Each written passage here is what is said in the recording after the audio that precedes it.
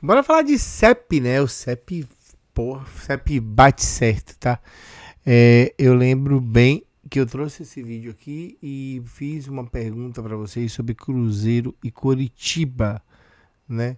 O STJD julgou os caras e aí é quando eu digo que o Brasil não é um país sério. A STJD pune Cruzeiro e Curitiba com 4 jogos de portões fechados por Vila Capanema e as equipes também vão pagar a multa pela incidência, né? Pelo incidente do jogo do dia 11, a matéria do GE, feita em Belo Horizonte. A primeira comissão disciplinar julgou e puniu o Cruzeiro e Curitiba com 4 jogos com portões fechados pelos incidentes da briga do jogo da Vila Capanema na capital paranaense pelo Campeonato Brasileiro. Aí a gente tem aqui a notícia, os jogos em que os clubes ficarão sem torcida em casa como visitantes nas últimas rodadas da competição são reduzidos dessa pena. Vale ressaltar que Cruzeiro e Curitiba podem recorrer da decisão, tal qual a Procuradoria do STJD também, caso ache a punição branda. No entendimento do tribunal, o Cruzeiro cumpriu os 4 jogos da punição, uma vez que jogou com portões fechados contra o Vasco, além de não ter torcida como visitante em jogos contra Fortaleza, Goiás e Botafogo.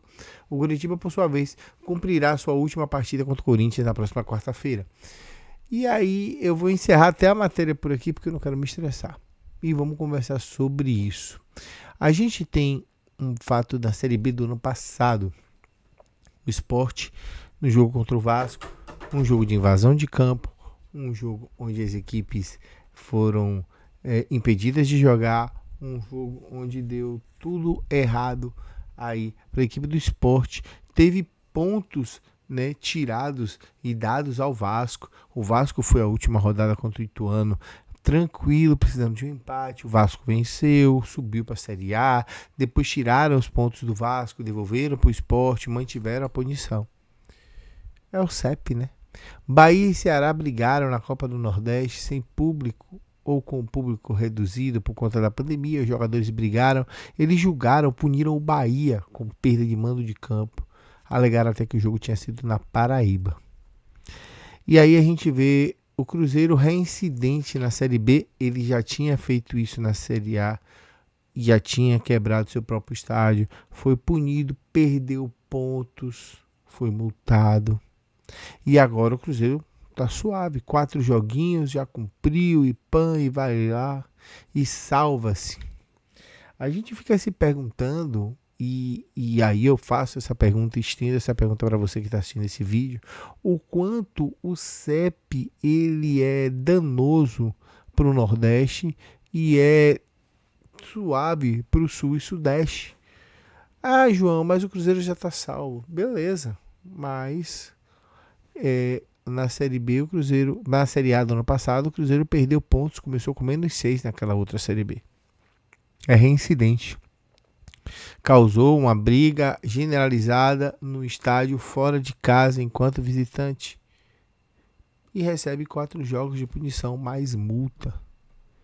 E aí você olha e fala assim, mas sei lá, o Cruzeiro vai pagar 50 mil e o Coritiba 40 mil. Pensa que loucura. O relator do processo, do julgamento, o Ramon Rocha, sugeriu punição de 4 jogos. Reconheceu que os fatos foram mais graves do que aqueles que geraram punições igual a Santos e Vasco. E aí, nenhum dos dois perderam ponto, né? Santos e Vasco não perderam ponto. Quando foi com o Sport foi punido. Perda de ponto. O próprio Cruzeiro, quando caiu, começou a Série B com -6 pontos. Será que realmente o peso Ronaldo não falou mais alto nessa questão e não trouxe ao Cruzeiro um abrandamento de pena? Será que dentro do STJD não há um favorecimento olhando para o lado do CEP a respeito de Cruzeiro e de Coritiba? Será que a gente tem que viver com isso, conviver com isso e deixar isso quieto e ficar tranquilo? Será realmente que o Brasil é um país sério a esse ponto? O Bahia volta a treinar hoje às 4 da tarde, pensando no Atlético, precisando de um milagre, que é vencer o jogo. Ai, João, mas você fala de um milagre? Precisando de um milagre, o Bahia precisa vencer o Atlético. E torcer para que Vasco perca o seu jogo, para que Bragantino ganhe, que o Vasco perca seu jogo para o Bragantino, que o Santos perca para o Fortaleza, para que eles dois se embolem e que o Bahia se salve. Ou até mesmo que o Vasco perca e o Bahia não perca para o Atlético. O Bahia que terá o retorno de Iago Felipe. E qual time que o Rogério deve montar? Eu estava pensando o quão rachado o elenco do Bahia está hoje, por conta justamente da cobrança que o próprio Ademir fez no vestiário quando o Bahia foi perdendo para o América por 2-1 e tomou o terceiro gol. Os 3 gols na conta do senhor capitão, que falou na entrevista de pós-jogo lá para os meninos que estavam em Minas Gerais. O capitão que é omisso, o capitão que falha mais do que acerta e que muitos e muitos jogos foram na culpa dele. Até que ponto o Rogério vai conseguir juntar os cacos e fazer com que esse elenco jogue o mínimo de bola possível para que vença o Atlético Mineiro, rezando para que os outros resultados nos deem fôlego. E aí eu faço uma pergunta para você: se o Bahia conseguir ficar na Série A, você, torcedor, vai comemorar? Se o Bahia conseguir ficar na Série A, torcedor, você vai olhar e vai dizer assim: nossa, que beleza, o Bahia na Série A, que bom, vou beber todas, vou comemorar até umas horas? Ou você vai para casa com um sentimento de alívio e angústia por não saber o que se espera para ano que vem? E se caso o rebaixamento se confirme, qual será a sua atitude com relação ao elenco? Com relação ao time, com relação ao Bahia? 2024 vai ser um ano muito importante porque a consolidação de um processo do City, consolidação de uma montagem de elenco, com a queda, menos investimento, em torno de 78 a 80 milhões, para montar um elenco de Série B, para poder subir de novo para a Série A, para poder disputar Baiano, Nordeste, Copa do Brasil e Série B.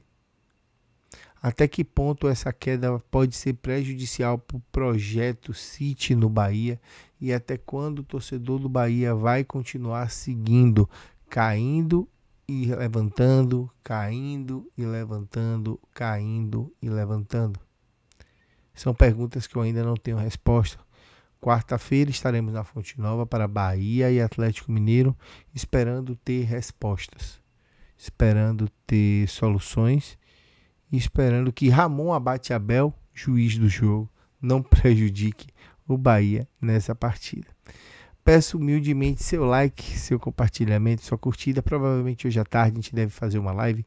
Pum, aparecemos, fazemos uma live, conversamos 1 hora e 1h30 e aí vamos embora. No meio da tarde, 3 horas, a gente faz uma live aí, beleza? O nome do Peixe Pinote eu conto com seu acesso de novo. E eu fui. Tchau, tchau.